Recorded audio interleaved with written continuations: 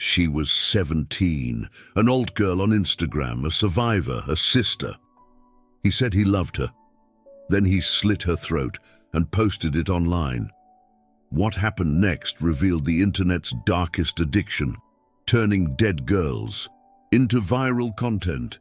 This is the story of Bianca Devins and why saying no cost her everything. She was born on a snowy Sunday, March 2nd, 2001, in Utica, New York, a working-class city tucked inside the snowbelt of Oneida County. There was nothing remarkable about the hospital room. No beeping monitors of drama, no overwhelming rush. Just the soft hum of fluorescent light, the quiet breath of nurses moving gently, and the raw, exhausted stillness of a new mother holding her first daughter. Kim Devins was young, but not naive. She cradled the child close to her chest, whispering her name, Bianca Michelle Devins, as if saying it aloud would give her some kind of spell of protection. Outside, snow fell in slow spirals, and for a brief moment the world felt safe, but safety was fleeting. From the beginning, Bianca was delicate, not weak, never that, but deeply sensitive. She watched everything, listened when no one thought she was paying attention. As a toddler, she didn't talk much, but when she did, her words were oddly precise, as if each one had been chosen carefully from a locked drawer. By 5, she was drawing obsessively, not cartoon characters or rainbows like other kids, but storm clouds, wide-eyed girls trapped in glass jars, flowers with thorns sharper than their petals. Her preschool teacher called Kim once and gently asked, "Is everything okay at home?" It was. Mostly. Bianca's father had been in and out of the picture and eventually completely out. That left Kim to do it alone, but she loved fiercely, protected endlessly. The house was modest, a 2-bedroom with thin walls and sun-faded curtains, but it was filled with warmth. Bianca's younger sister Olivia was born when she was 6. The moment she held the baby for the first time, Bianca whispered, "Don't worry, I'll keep you safe." That was the kind of girl she was, a warrior wrapped in silence, but silence couldn't protect her from everything. By the time Bianca was 10, she was already carrying invisible wounds. She didn't sleep well. She had nightmares she couldn't explain. She started pulling away from other kids, especially the loud ones. When she was 11, something changed. Kim noticed it first. Her daughter started wearing only black. She cut the sleeves off old sweatshirts to make them hang lower. She carried notebooks everywhere, filled with scribbles, sad poetry, fragments of thoughts like, "I feel like I'm sinking, and everyone just walks on top of the water. It's not that I want to die, I just want to stop feeling. If I tell you I'm not okay, will you actually listen?" The school counselor called Kim in. "She's very intelligent," they said. "But there are signs of depression, maybe anxiety, possibly more." Bianca was diagnosed with severe anxiety first and later depression. By 13, there was talk of borderline personality disorder. Rare to diagnose that young, but her emotional patterns were textbook: black and white thinking, intense attachment, deep fear of abandonment. Her moods didn't shift like tides. They collapsed like buildings. Therapy began. Meds came and went. She hated most of them, said they made her feel like a ghost of herself. But when she found the internet, everything changed. Not in the cliché way that kids find cat videos and waste time. Bianca found something else entirely. She found a mirror. On platforms like Tumblr, Kik, Discord, and eventually Instagram, she discovered girls like her. Girls who talked openly about panic attacks, self-harm, dissociation. Girls who made sadness look like a language. They dressed in pastel wigs and fishnets. They posted selfies with captions like, "Is it okay to feel like you're drowning, even on good days?" Bianca didn't just consume this content, she became a part of it. She adopted usernames like Oxychan, a play on oxycodone, an anime culture, dark and sweet all at once. Her profile bio read like a warning, "Not your manic pixie dream girl." She posted aesthetic selfies, low light, smeared eyeliner, sometimes smiling, sometimes not. She used heavy filters, occasionally posed with razors, once with a butterfly, knife tucked behind a bow in her hair. Her captions blurred the line between performance and pain. To outsiders, it looked dangerous. To her, and thousands of girls just like her, it felt like belonging, and people responded. She started getting DMs from strangers. Girls who said, "You make me feel less alone." Boys who said, "You're the most beautiful sad girl I've ever seen." Some were kind, others weren't. She learned quickly how thin the line was between attention and obsession. By 15, Bianca had developed a specific aesthetic. E-girl, alt-goth, softcore punk wrapped in trauma lore. She mixed Bratz doll eye makeup with black lipstick, wore chokers with tiny heart charms, and had a camera roll full of angles that made her look fragile and dangerous at once. But offline, she was just Bianca, trying to survive high school. Therapy, and the heavy gravity inside her chest. She missed classes often, stayed up late, fought with her inner world constantly. But she loved hard. And when she smiled, really smiled, it cracked the surface of everything. Her mom said it. Best once, she could walk into a room and make it feel like a movie was about to start. But behind every performance was a girl who had never been allowed to rest. By 17, Bianca had stabilized enough to graduate. Barely, but proudly. She did it through an alternative learning program and had plans to attend Mohawk Valley Community College to study psychology. She wanted to become a counselor, to help girls like her, the ones who didn't get saved in time. She was still active online, but she had grown smarter about it. She used separate accounts. She curated what she shared. She blocked people who gave her bad energy. She set boundaries. But, as always, the wrong person always finds a way in. His name was Brandon Clark, and he didn't want to admire her. He wanted to possess her. He first messaged her in a Discord server. It wasn't unusual. Bianca got dozens of DMs a week. Some were compliments, others were confessions, a few were disturbing. But Brandon Clark came off differently. Respectful, soft-spoken, a little awkward, but attentive in a way that seemed sincere. He didn't start with flirtation or intensity. He started with curiosity. "Hey, I saw your art post. That collage you made with the films, stills, and lyrics, that was haunting, in a good way." She liked that. Bianca was used to being sexualized. Brandon didn't do that, not at first. He asked questions, made jokes about obscure anime, listened. When she talked about her panic attacks, told her he dealt with anxiety too. He presented himself as safe, as someone who got it. He was 21, older, but not by much.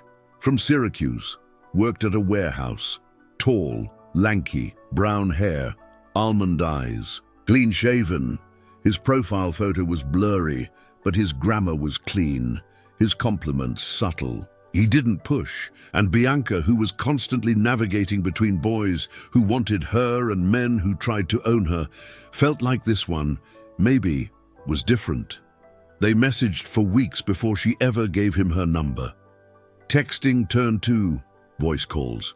Late-night rants turned into long conversations about trauma, philosophy, the fear of being forgotten. They bonded over music. She showed him Nicole Dollanganger and Mitski. He sent her slowcore playlists and poems he wrote in high school. It wasn't romantic, not really, but it was intimate. He called her B, like her close friends did. She called him Clark, almost teasingly, like a character in a comic book. When they finally met in person, early June 2019, she brought a friend. That first meeting was casual, a walk around the mall, ice cream. He was shy, fidgety, dressed too warm for the weather, but polite, funny in a nervous way.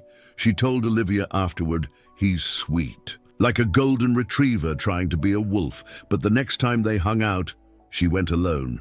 Brandon fell fast and hard, too hard. He started texting every morning. "Good morning, B. At night. Sweet dreams. Text me when you're up." He sent selfies, asked for hers. She obliged sometimes, not always. When she didn't respond quickly, he double-texted, triple. Once, she left her phone off for a full day. When she turned it back on, there were 22 missed messages from Brandon. The last one, "Sorry, I just worry. I know I'm annoying. I'll stop." She replied gently, "You're not annoying, but you can't depend on me for everything. I'm just trying to breathe lately." That was Bianca.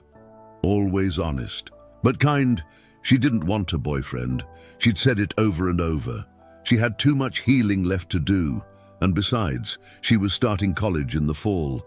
She was making new friends, living differently. Brandon pretended to understand. He said, "It's okay.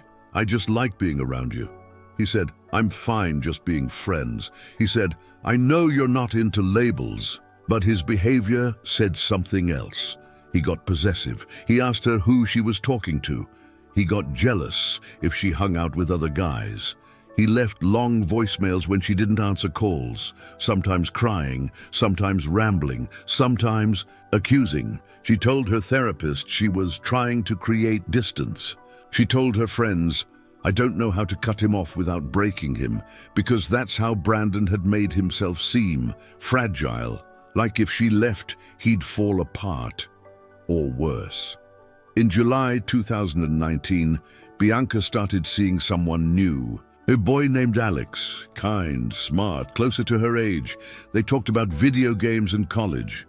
He wasn't intense. He wasn't dramatic. Bianca told Brandon about Alex because she believed in honesty. That night, Brandon posted a selfie to his Instagram story. He was crying, shirtless, and captioned it, "Love isn't real." She messaged him, concerned. He replied, "It's okay. I'll get over it. Just needed to feel it, you know." But she felt it. Something had shifted. Something dark had opened in him, and it was aimed at her. Still, she agreed to see him again, not out of romance, not out of guilt, because on July 13th, 2019, they were going to a concert together, a mutual favorite, Nicole Dollanganger. Bianca's mother knew about it. Brandon would drive. The venue was in New York City. Bianca told her mom she'd text when they were back. She packed a bag, wore a black skirt, fishnet stockings, and a Misfits shirt. She took a selfie before. Leaving, it would be the last picture she ever posted. What she didn't know, couldn't have known, was that Brandon had already planned everything. He brought a knife, a tarp, zip ties, his phone fully charged, and in his notes app was a final line, "May you never forget me." The night began like a promise. July 13th, 2019. Warm air curling around the street lamps, the hum of car tires on pavement, the static of city life just far enough from the quiet of Utica to feel like escape. Bianca Devins, 17, climbed into the passenger seat of Brandon Clark's car just after 6 p.m. Her hair was dyed pastel pink. Her eyes were lined dark, her lips a soft mauve. She wore her favorite black mesh shirt over a vintage Misfits tank. The look was sharp, deliberate, but not unusual. She always dressed like she belonged in a dream too dark for daylight. She was alive, laughing, excited. Brandon drove. He kept the music low, checked his mirrors too often. Inside, his mind was shaking. Outside, he smiled, nodded, said things like, "I'm glad we're hanging out again." The two drove downstate toward New York City to a small venue hosting Nicole Dollanganger, an artist Bianca adored, eerie vocals, soft goth aesthetic, lyrics about loneliness, death, and doomed love. The perfect soundtrack, Brandon thought. But Bianca wasn't going for him. At the show, she met up with Alex, the boy she was seeing, her real crush, the one Brandon pretended not to care about. But inside, it hit like fire. He watched Bianca laugh with Alex, lean close, snap a selfie, nothing overtly romantic, nothing scandalous, but enough to confirm the story Brandon had been writing in his mind for weeks.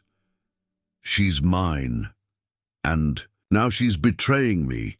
He stayed close during the show, quiet, waiting. After midnight, they left. Brandon drove.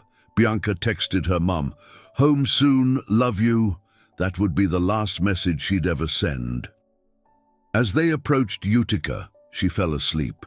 What happened next would be reconstructed from surveillance, cell phone data, and Brandon's own live posts.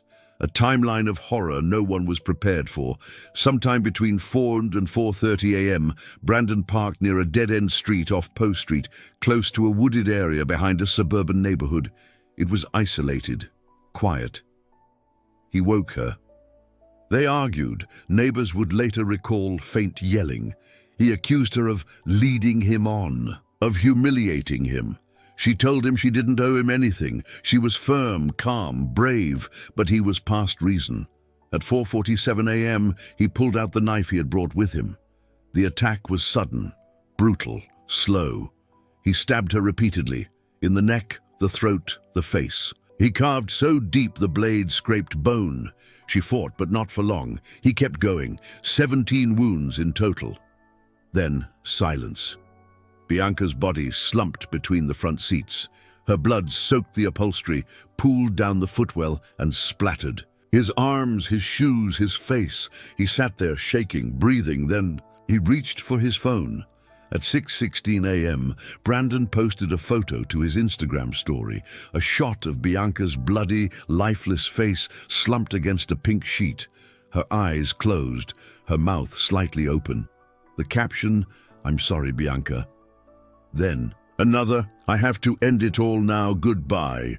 The post spread fast, first to a few followers, then through group chats, then across Discord servers, then Reddit, Twitter, 4chan.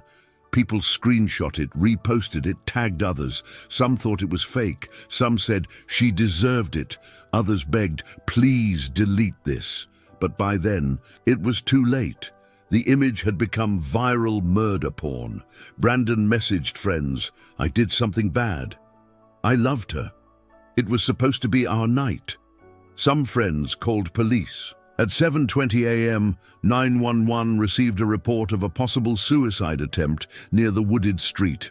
When officers arrived, they found Brandon near his SUV, live streaming himself on Discord, standing over Bianca's body, covered in blood, holding a knife. As they approached, he slashed his own throat. He collapsed. Officers rushed in, disarmed him, and called paramedics. Bianca was already gone. Brandon Clark survived. Back at her home, Bianca's mother, Kim, was still asleep. She awoke to a phone call from a friend who'd seen the photo online. "Kim, I don't know how to tell you this. I think something happened to Bianca." She opened her daughter's Instagram, saw the story, and screamed. That scream became national news. News of Bianca Devin's death didn't spread like a story. It erupted, uncontainable, grotesque, and viral. By noon on July 14, 2019, her name was trending across Twitter, Reddit, and Discord. Not for who she was, not for what she loved, but for how she died. The image Brandon Clark posted, Bianca's lifeless, blood-soaked face, had been screen captured by hundreds, maybe thousands, reposted, shared, embedded in memes, used as a sick punchline. Some called it a hoax. Others zoomed in for analysis. And a dark subculture, one made of incels, trolls, edgelords, and fetishists, began celebrating it. They called her a stupid e-girl who got what she deserved. They laughed at Brandon's story captions. They wrote that she cheated, that he snapped, that it was understandable. Some even made fan art of the crime scene. They dubbed him a hero. They called her a whore, Kim Devin's, Bianca's. Mother was at home when the storm hit. The police had arrived hours earlier, grim, professional, and shaken. They told her Bianca was dead, murdered, that she hadn't come home because her body was still in a blood-soaked car down the street. Kim dropped to the floor. Her daughter, her baby, gone. But the devastation didn't stop at death. The image came next. Friends started texting her, "Don't look online. Stay off Twitter. It's bad, Kim. It's really bad." But of course she looked. Any mother would. What she saw would change her forever. She saw her daughter's face, slack, unseeing, framed by a halo of blood. She saw strangers, retweeted laughing. She saw men calling Bianca another tease who got what she deserved. She saw memes captioned, "When she goes to a concert with you but fups someone else." She screamed so loud a neighbor called 911. There is no language for what Kim felt, no term for that kind of secondary violence. Her daughter hadn't just been killed, she was being digitally desecrated over and over on every platform. She called Instagram. She called Twitter. She emailed Discord. She begged them to take the photo down. For hours, nothing happened. Meanwhile, Brandon Clark was in a hospital bed, recovering from the self-inflicted wound across his throat. Police found his phone and downloaded everything. Photos of Bianca, alive and smiling in the car hours earlier, notes about immortalizing their love, a pre-written suicide post with coordinates to the crime scene, a Google search history that included how to kill someone quickly and how long does it take to bleed out. He didn't deny it. When questioned, he said calmly, "She used me. She led me on. She was going to leave with someone else." He talked like he was telling a breakup story, not a murder. Like it was all narrative, not horror. The next week, Brandon Clark was arraigned on second-degree murder charges.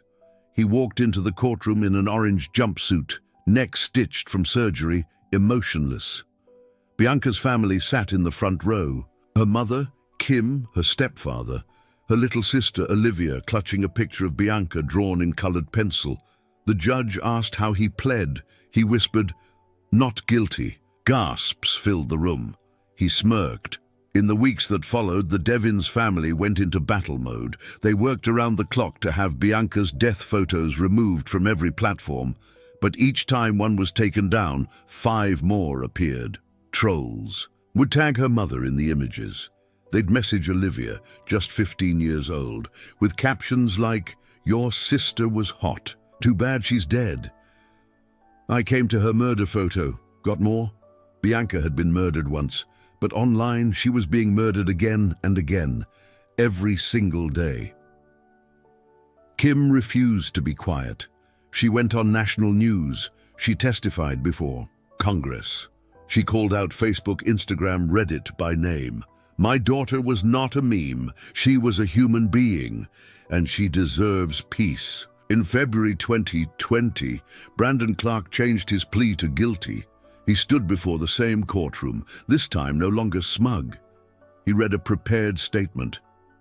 "I know what I did was horrible. I can't take it back. I loved Bianca. I'm sorry." But Kim saw it for what it was, a performance. A final act in a story Brandon still thought was his. She stood during sentencing and read her own statement. "You wanted to be remembered. You wanted to be immortal. But all anyone will ever see when they look at you is the man who killed a girl who trusted him. You do not get to own her story. We do." Brandon Clark was sentenced to 25 years to life. He will be eligible for parole in 2044. Bianca's body was laid to rest under the shade of a tall maple tree, not far from the house where she grew up. Her casket was painted white and covered in hand-drawn flowers, hearts, and song lyrics from her favorite artists, lines from Mitski and Dollenganga, little poems in her sister's handwriting. No one wore black. Her mother asked everyone to wear pink, pastel, soft, the color Bianca always wore in her hair, in her filters, in the way she made herself look beautiful. Even when she was falling apart inside, pink had become her armor, her signature. Her softness, a speaker played her favorite playlist as people laid down roses and notes. Her best friend read a poem they'd written together at 2 a.m. in a group chat. Her sister Olivia sobbed into a hoodie that still smelled like her. Her mother stood last. She didn't cry in public anymore. She had run out of tears. She just whispered, "You didn't deserve this. You were art, and they turned you into evidence." In the months that followed, Bianca's legacy began to reshape itself.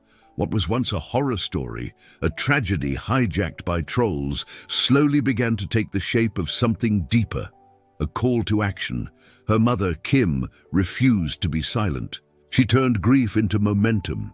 She lobbied lawmakers. She partnered with digital rights organizations. She met with social media executives and asked them point blank, "Why is my daughter's murder still on your servers?" Out of that battle, she helped push forward Bianca's Law, a piece of legislation aimed at holding social media companies accountable for the rapid removal of violent content, especially content that re-victimizes families. She pushed for new reporting systems, for automatic bans on users who reposted Bianca's photos, for better moderation tools, for a world where a mother doesn't have to beg the internet to stop violating her daughter after death. And the world slowly began to listen. But Bianca's real legacy wasn't in Congress. It was in the girls she left behind, girls who had followed her online, who had messaged her in the middle of the night and gotten a reply like, "You're not crazy, you're just feeling everything too much." Girls who had saved her selfies to remind themselves to keep fighting. Girls who were suicidal and saw in her someone who understood, not with pity but with presence. After her death, they organized.